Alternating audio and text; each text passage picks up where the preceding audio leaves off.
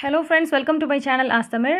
இன்றைக்கி நம்ம சேனலில் ரொம்ப டேஸ்ட்டான அண்ட் ஹெல்த்தியான ஒரு ரெசிபி தான் பார்க்க போகிறோம். வளர்கிற குழந்தைங்களுக்குலாம் ரொம்ப ரொம்ப நல்லது. அதே மாதிரி வயசானவங்களுக்கு பார்த்திங்கன்னா கை கால் வலி முட்டி வலிலாம் இருக்கும், அதுக்கெலாம் ரொம்ப ரொம்ப நல்லது. இப்போ இந்த ரெசிபி எப்படி செய்கிறதுன்னு பார்த்துடலாம் வாங்க. இப்போ ஒரு குக்கர் எடுத்துக்கலாம். இதில் வந்து இந்த மட்டன் எலும்புகளை வந்து போட்டுக்க போகிறேன்.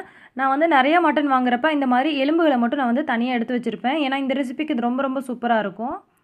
மட்டன் கறி வடை, இந்த கோலா உருண்டைலாம் நீங்கள் செய்யும்போது அதுக்கு வந்து சதையாக எடுத்துக்கிட்டு இந்த மாதிரி எலும்பை மட்டும் தனியாக எடுத்து வச்சு கூட நீங்கள் செய்யலாம். ஸோ இப்போ நம்ம எடுத்து வச்சுருக்க எலும்பை வந்து இந்த குக்கரில் போட்டுடலாம்.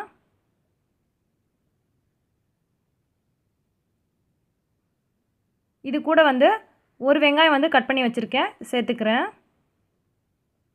ஒரு தக்காளி வந்து கட் பண்ணி வச்சுருக்கேன், அதையும் சேர்த்துக்கிறேன். இஞ்சி பூண்டு விழுது ஒரு ஸ்பூன் அளவுக்கு போட்டுக்கலாம். ஒரே ஒரு பச்சை மிளகாய் சேர்த்துருக்கேன்.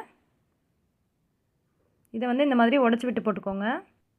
அரை டீஸ்பூன் அளவுக்கு மிளகையும் அரை டீஸ்பூன் அளவுக்கு ஜீரகத்தையும் போட்டு நல்லா நச்சு விட்டுட்டு அதுக்கப்புறமா சேர்க்க போகிறோம். அப்படியே சேர்த்திங்கன்னா உங்களுக்கு வந்து அந்த காரம் வந்து இறங்காது. அந்த மிளகோட காரம் தான் பார்த்திங்கன்னா சூப்புக்கு வந்து நல்ல சுவை கொடுக்கும். ஸோ இந்த மாதிரி வந்து முக்கால்வாசி அளவுக்கு நச்சு விட்டுட்டு இந்த மாதிரி சேர்த்துடலாம். கொஞ்சமாக வந்து மஞ்சத்தூள் சேர்த்துக்கோங்க. ஒரு 1/4 டீஸ்பூன் அளவுக்கு மஞ்சத்தூள் சேர்த்துக்கோங்க. இதுக்கு தேவையான அளவுக்கு உப்பு சேர்த்துக்கோங்க. இதில் வந்து புதினா மட்டும் நான் சேர்க்குறேன். கொத்தமல்லி தழை வந்து இப்போ நான் சேர்க்கலை. இறக்குனதுக்கப்புறமா நம்ம வந்து மல்லித்தழை சேர்த்துடலாம். இப்போ இதுக்கு தேவையான அளவுக்கு தண்ணி ஊற்றிக்கோங்க. இப்போ உங்களுக்கு 4 டம்ளர் அளவுக்கு சூப் வேணும் அப்படின்னு சொன்னால் நீங்கள் ஒரு 6 டம்ளர் 7 டம்ளர் அளவுக்கு தண்ணி ஊற்றிக்கோங்க. இதுலேயே ஒரு ஸ்பூன் அளவுக்கு பச்சைப்பயிறு சேர்த்துக்கிறேன். பச்சைப்பயிறு போடுறதுனால நமக்கு வந்து சுவை நல்லாயிருக்கும். அதே மாதிரி ரொம்ப தண்ணியாக இல்லாமல் பார்த்துக்கும். ஸோ இப்போ இதை வந்து குக்கரை மூடிடலாம். மூடிட்டு நம்ம வந்து ஸ்டவ் ஆன் பண்ணிவிட்டு ஒரு 7 விசில் 8 விசில் விட்டுட்டு ஆஃப் பண்ணிடலாம். மட்டன் கொஞ்சம் எலசாக இருந்துச்சுன்னா சீக்கிரத்தில் வெந்துடும். அல்லது கொஞ்சம் முத்தின கறியாக இருந்துச்சுன்னா உங்களுக்கு லேட் ஆகும். ஸோ அதுக்கேற்ற மாதிரி நீங்கள் விசில் விட்டுக்கோங்க. உங்கள் ஓரளவுக்கு வேகலை அப்படின்னு சொன்னால் மறுபடியும் வச்சு 2 விசில் விட்டுக்கோங்க.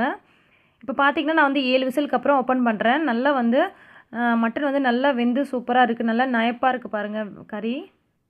இந்த மாதிரி நீங்கள் செய்யும் போது வயசானவங்களுக்குலாம் சாப்பிட்றதுக்கு கஷ்டமே இல்லாமல் ரொம்ப நல்லாயிருக்கும். ஏன்னா அவங்களுக்கு வந்து பல் இருக்காது இல்லையா, அதனால் அவங்களுக்கு சாப்பிட்றதுக்கு வந்து சிரமம் இல்லாமல் இருக்கும்.